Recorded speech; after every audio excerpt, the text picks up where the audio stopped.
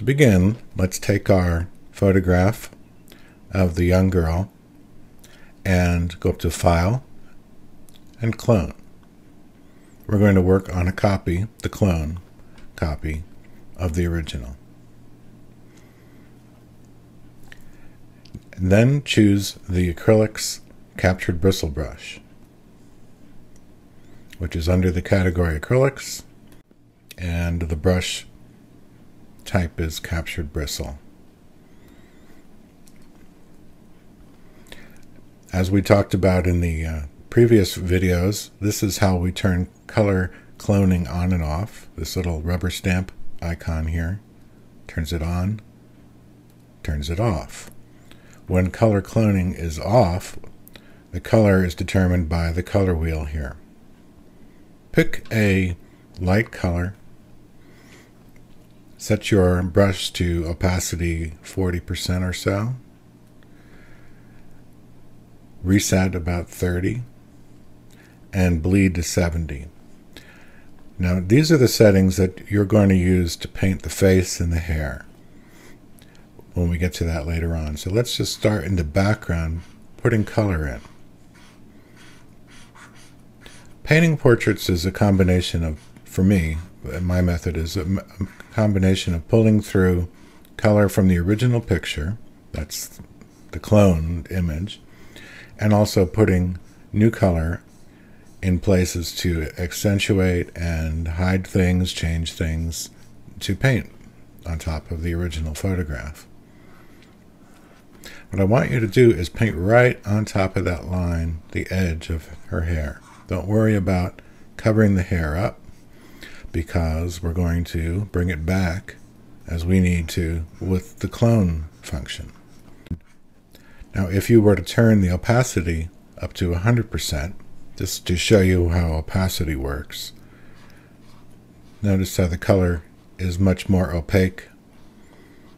It still has that captured bristle brush quality of looking like a real paintbrush stroke, but it's stronger. Now let's turn opacity back down to 40%.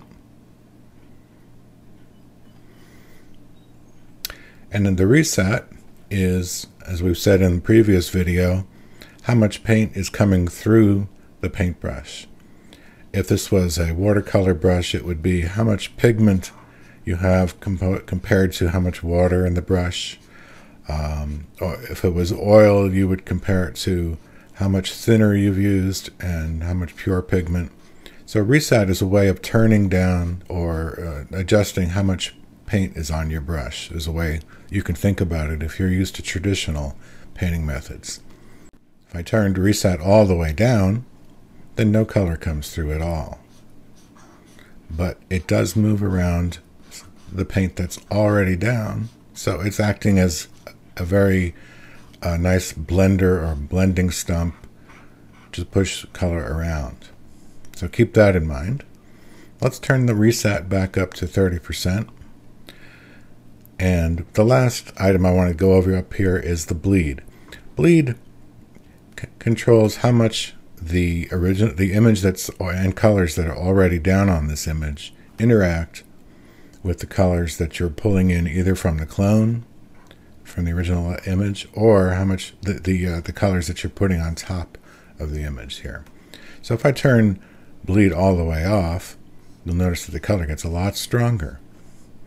When I turn the bleed back up to 70%, this color back here, this dark brownish color, interacts with the color that I've chosen and blends as I'm painting. And that's very helpful when you're doing skin tones and want to have a nice gradual change without paint strokes visible, when you want to have a nice even transition.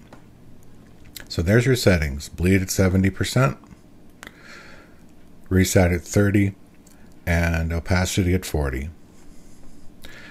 Now we're going to turn on the cloning color mode, and now you can revive some of the hair that you've lost by painting in clone mode right up on that edge there.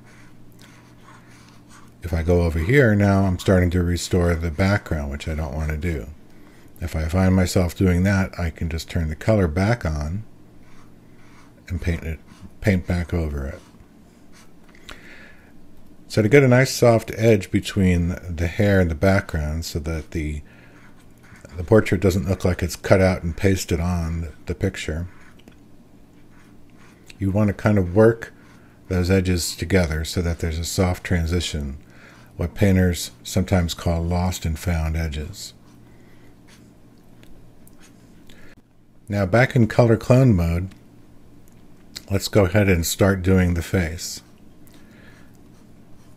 Now this face is, I've chosen this one because it's, well, obviously because she's a pretty girl, but also because it doesn't need to be changed much. The lighting is very good. It's natural. There aren't harsh lights from a flash because it's natural light was used to take this picture. And I don't need to really change anything. I've done retouching before I got started on this. I went in and cleaned up some of the flyaway hairs on this edge here, which you can do if you'd like. It's just kind of a habit with me.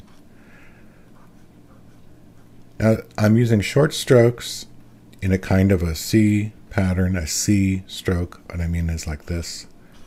There we go. You can see the C. That's the shape that I'm using. And I'm not pushing down very hard.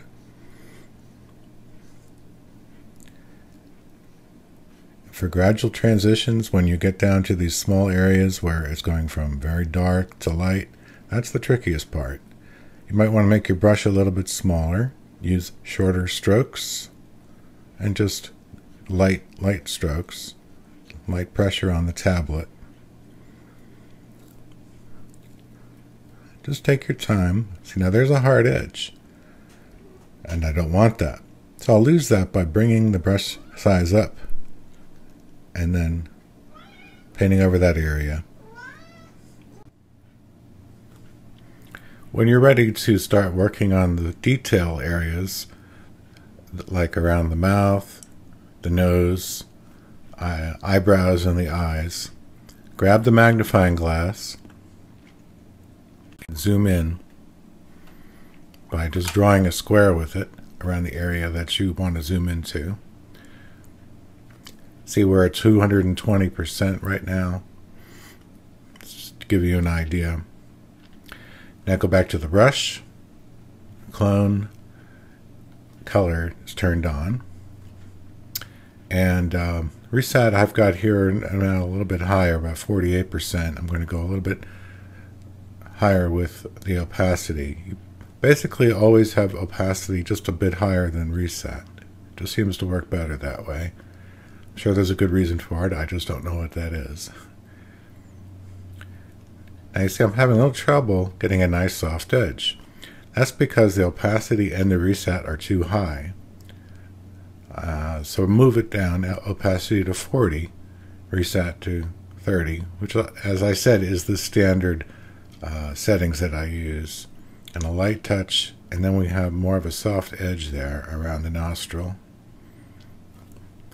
Make the brush a little bit bigger to reduce detail, smaller to increase detail.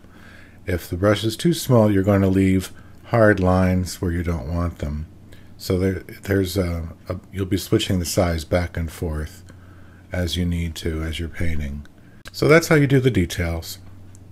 Just keep working it, and I've only got 10 minutes here, so I'm going to cut it short and then finish up and show you how it looks at the end. And then next time we'll pick it up with doing the hair and then the eyes.